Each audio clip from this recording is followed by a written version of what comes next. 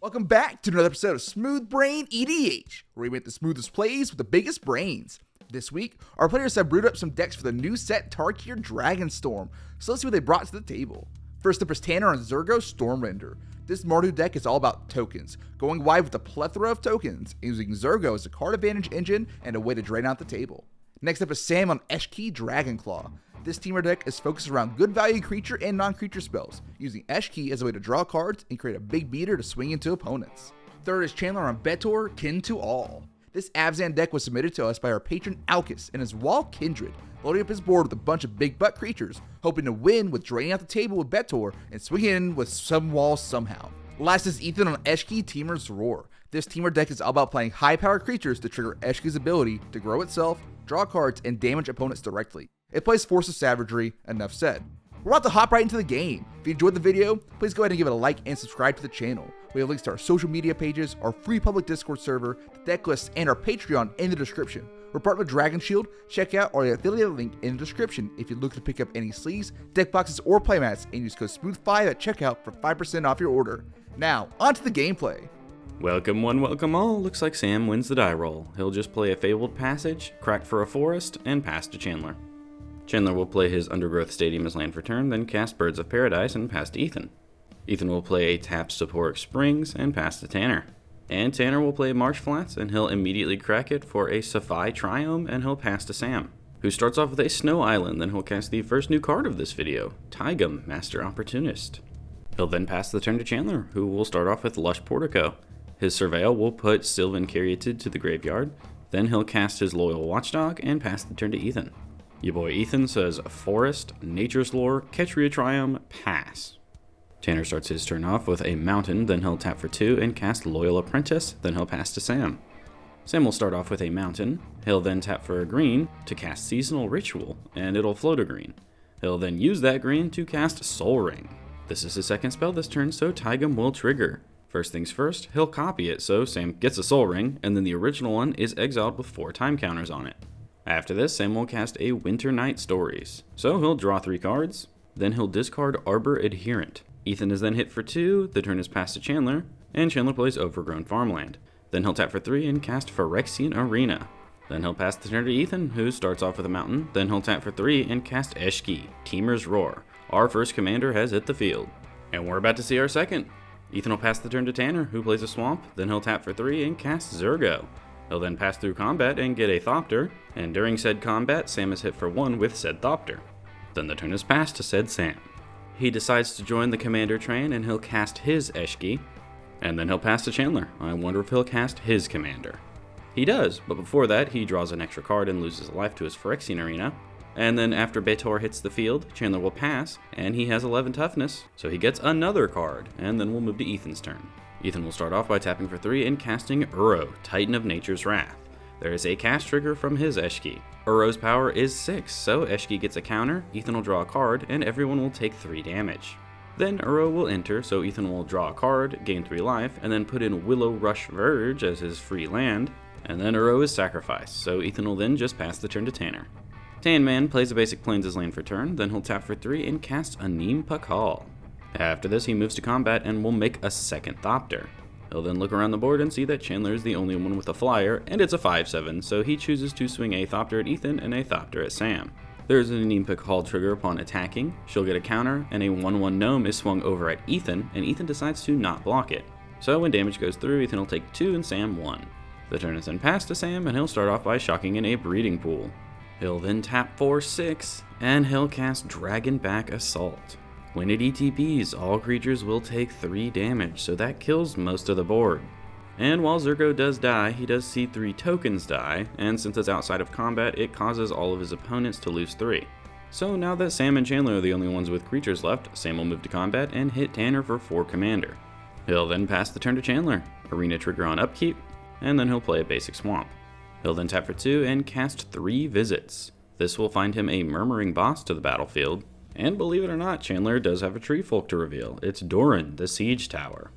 So it comes in untapped. Then Chandler will tap for 2 and cast Vine Trellis. He'll then play Verdant Catacombs and then pass the turn. He's got more than 10 toughness, so he'll draw a card.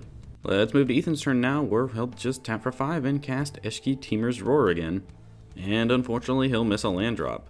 Along with that, after 2 turns of casting nothing but his commander, he has 8 cards in hand, so he has to discard Impetuous Devils when he passes the turn to Tanner. And Tanner will also cast his commander, but unlike Ethan, he has a land drop. It's Dalkovan Encampment. And then the turn is passed to Sam. Chandler will stop on end step though to tear asunder Dragonback Assault though, so it is exiled. No landfall dragons for you, Sam. Alright, now let's actually move to Sam's turn. He'll start off with a Ponder. He'll elect to rearrange the top 3 and not shuffle, then draw a card. He'll then play Ketria Triome as land for turn, and then cast a Rosethorn Acolyte from its adventure. Sam will then move to combat, and Eshki will trigger. He has cast a creature and non-creature, so he draws a card, and she'll get 2 +1/+1 counters. Then he'll swing 6 commander over at Ethan, who will just take it. It is so sad to see Eshki fighting amongst ourselves. Anyways, the turn is then passed to Chandler, and he's going to cast the card he revealed, Doran the Siege Tower. The turn is then passed to Ethan, and Chandler draws a card on end step. Ethan will start his turn off with a Llanowar Elves. It triggers his commander, so she'll get a counter. He'll then cast a Topiary Stomper. On cast, his commander gets a counter, and he'll draw a card, and then on ETB, he'll find a basic to the battlefield tapped. He'll then pass the turn to Tanner, who plays a Swamp as land for turn. He'll then cast a Bastion of Remembrance, which makes a 1/1 on ETB, and then he'll just pass the turn, because there's really no good swings for Zurgo right now. Let's move to Sam's turn, where on his upkeep, Sol Ring will come off suspend, so he's got 2 now. And with both Sol Ring's assistance, Sam will then cast Aminatu's Augury. And it resolves. Alright, so he gets to exile the top 8 cards of his library. Those cards are Arcane Denial, Mysterious Stranger, Lightning Greaves, Simic Kellen, Mistrise Village, Mindclaw Shaman, Auroral Procession, and Steam Vents. He gets to put a land from among them onto the battlefield. That's going to be Mistrise Village. Then, for each non-land card type, he gets to cast a free spell from among them. He will start by casting Lightning Greaves for free. Then he'll cast the Adventure Side of Kellen as his sorcery, so he'll investigate and he can play an additional land. His instant will be Auroral Procession, which he'll use to get Tygem back to his hand. And then his creature he casts for free will be Mysterious Stranger. On ETB, Ethan, him, and Chandler will exile an instant or sorcery. He wants to do Aminatu's Augury again, and then he'll get 3 visits from Chandler and Nature's Lore from Ethan, and they have to decide randomly. The dice chooses Chandler's 3 visits, so Sam will cast it. He gets a tapped Stomping Ground from this, and then Greaves are put on Eshki. Let's move to combat now. Eshki will trigger. Sam gets 2 1/1 counters on her and a card to hand. He then has a hard time deciding who he wants to swing at. While he's doing that though, Chandler decides to go ahead and fetch with his Verdant Catacombs. He'll get Underground Mortuary and surveil Bountiful Promenade to the graveyard. Sam will then make his decision, and he sends his 8-powered commander over at Tanner. Tanner decides to save himself a little life by putting his 1/1 in front of the 8/8 Trampler, and then damage goes through. There is a couple triggers from the token dying though.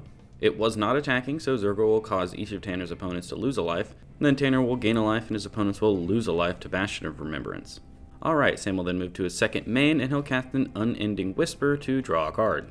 Sam will then pass the turn, but Chandler stops on end step, and he'll cast Mythos of Nethroi. He does pay Abzan, so he's able to destroy any non-land permanent, and he goes for Sam's Lightning Greaves. And then we'll move to Chandler's turn. He does forget to untap his Vine Trellis, but he'll catch it before his next turn. He'll start off with a Shadowy Backstreet and surveil a Reliquary Tower to the graveyard. Then he'll tap for 3 and cast Balagid Recovery to return Terrasunder back to his hand. Then he'll pass the turn and draw a card on end step. Ethan will start his turn off with Terror of the Peaks. His commander will trigger, getting a counter and a card. He'll then just pass the turn to Tanner, who starts off with a basic mountain. He'll then tap for 4 and cast Mondrak, Glory Dominus. And then it's followed up by a Boros Signet and a pass. Alright, let's move to Sam's turn now, where the first thing he'll do is tap for 2 and cast Tygem again. He'll then activate his Mistrise Village to make his next spell uncounterable. And then he'll drop Hit the Motherlode. This is his second spell, so it's exiled with 4 time counters on it, and he gets to copy it from Tygem. Discover 10 hits. Oh, Birds of Paradise. So Sam gets to make 9 tapped treasures. He does make them untapped initially, but we do catch that. Sam will then move to combat, and he did cast a creature and non-creature, so his commander gets 2 counters, and he'll draw a card. Sam starts looking in Chandler's direction, and he says, hey, you know I have Terrasunder in hand. I can kick it and pay the 1 ward. So Sam declares his Giant Eshki over at Ethan. Unfortunately for Sam though, Ethan also has removal, and Ethan did not give him the warning, so Ethan will Pongify Eshki and he will pay the ward. So Eshki dead, and Sam gets Ape. After this, Sam will play a basic mountain as land for turn, and then he'll pass the turn sad. His commander is gone. Chandler tries to make him feel a little bit better by casting the Terror Asunder, targeting Ethan's Terror of the Peak, saying, hey, at least this is gone now, and he does pay the extra 3 life. Then we'll move to Chandler's turn. He'll start off with an Isolated Chapel, then cast Ancient Lumberknot. And if you thought Chandler had enough toughness damage redundancy, he'll then cast Huatli, the Sun's Heart. And she will be down-ticked, so Chandler gets to gain 7 life. He'll then move to combat, and swing his commander over at Sam in the air, and then his 05 over at Ethan. Neither of them will block, so Sam ends up taking a total of 7 commander, and Ethan just takes 5. Chandler will then pass the turn, and on end step, he has officially gotten to 20 toughness, so he gets to draw a card, and also untap all of his creatures. Alright, let's move to Ethan's turn now, where the first thing he does is cast Sarkhan's Unsealing. Spooky. He'll then follow it up with probably the funniest card in his deck, Force of Savagery. Yep, that is straight up just an 8-0, and that triggers his commander and Sarkhan's Unsealing. He'll resolve Eshki's trigger first, so she'll get a counter, he'll draw a card, and then each of his opponents will take 6 damage. Then the Sarkhan's Unsealing trigger is on the stack to deal 4 damage to each of Ethan's opponents and all of their creatures. Tanner has first priority, so he'll filter Boros, then pay that Boros, and 2 life to sacrifice his Signet and Zurgo to give Mondrak an indestructible counter. When priority goes to Sam, he floats a mana with his Mana Dork, even though you really didn't need priority for that, and then priority hits Chandler, and he'll respond with Balloon's Tower Defense. So all of his creatures get 5 more toughness. The Unsealing trigger will then resolve, so all of Ethan's opponents and their creatures and their planeswalkers will take 4 damage. And now that a lot of creatures have died, Tanner remembers that he should have had a Bastion of Remembrance trigger when he sacrificed Zurgo, so he'll gain a life and each of his opponents lose 1. After this, Ethan will play a Commercial District as land for turn, and his Surveil will put Beast Whisperer to the graveyard. Ethan will then move to combat, but Sam wants to use his floating mana, so he'll use it and tap for an additional 2 to cast Chaos Warp, targeting Sarkhan's Unsealing. And this warps Ethan into Thundermane Dragon. Ooh, interesting. Ethan then resumes moving to combat, and he'll hit Sam for 4 Vigilance, and then he'll swing his giant commander over at Tanner, who just, bounces it off his indestructible blocker. Then Sam will thank Ethan for not absolutely murdering him that turn. Ethan could have very easily done that, and then the turn is passed to Tanner. He is just going to get himself down another mountain, and then he'll cast Divine Visitation, and then he'll pass to Sam. Sam will start off by recasting Eshki. Then he'll cast Rishkar's Expertise, so he'll draw 4 cards. Then free cast Rampart Architect, and on ETB he creates a 1/3. It's been a pretty good turn for him already, but he decides he wants it to be even better, and he'll slam Call Forth the Tempest. So he will Cascade, and then board wipe his opponents. First Cascade hits Nature's Lore. This will just get him a basic forest, and then his second Cascade hits Zenith Festival. Unfortunately, he can't pay into the X, so he'll just cast it for 0 so it goes to his graveyard so he can maybe harmonize it later. Anyways, he'll now pass through combat, his commander will trigger so it gets 2/1/1 counters, and he'll draw a card. After this, he'll cast a Warden of the Grove, and then he'll pass to Chandler and it gets a 1/1 counter on end step. Chandler will begin his turn with a Plains, then he'll recast his commander, and then he'll cast an Angelic Wall. He'll then follow this up by down-ticking Huatli to gain another 7 life. The turn is then passed to Ethan, and he'll begin his turn by escaping Uro. On ETB, he'll gain 3, draw a card, and then not have a land to put in. He will cast an Arcane Signet though, and then the turn is passed to Tanner. And he'll start off by casting Charismatic Conqueror. Then he'll activate his encampment to essentially mobilize to this combat. And to combat he will go. Mondrak is swung over at Ethan. Attack trigger. 4/4/4 angels are created, tapped and attacking. 2 of them will go over at Sam, and then 2 will go over at Chandler. Sam can't block, so he will die from this. Chandler will block 1/4/4 with Betor, and then Ethan will block Mondrak with his 6/6. 1 angel will die in combat, and then the rest get sacrificed on end step when Tanner passes the turn, so in total he'll drain and gain every 1 for 4. Let's go ahead and move to Chandler's turn. He'll start off with a Vault of Champions as land for turn, and then he'll tap for 6 to overload a Winds of Abandon. Honestly, a good time to do this. He gets some valuable creatures in exile, and his opponents don't get too many lands.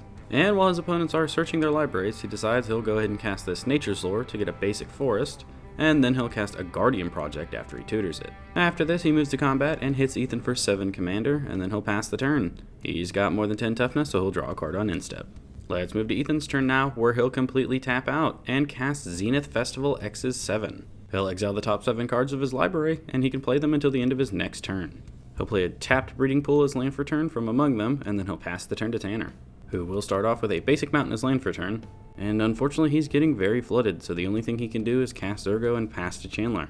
Chandler's going to start off with a basic swamp, then he'll cast an Overgrown Battlements and draw a card. He'll then draw another card by casting Ornithopter of Paradise. Then Chandler will move to combat and hit Ethan in the air for 7 more Commander. Then post-combat, he'll tap for 6 and cast Asterion the Attractive. Ethan is dead, because Chandler goes to end step and he causes Ethan to lose 7 more life, killing him. The turn has passed and we've now got a 1v1 on our hands. Tanner's in a bad spot, but he's going to go out fighting. Chandler also untapped all of his creatures and draws a card on end step. Unfortunately for Tanner though, his top deck is another swamp, which he plays as land for turn. He's still going to go to combat and activate his Dalkovin encampment though. And then Zurgo is swung over at Chandler. Attack triggers will make 3 tapped and attacking 4/4 angels. Chandler will block 1 with Betor, 1 with Ornithopter of Paradise, and then he'll block Zurgo with Asterion. So he'll take 4 but also gain 4 from lifelink. Then 2 creatures died in combat, so he'll be drained for 2.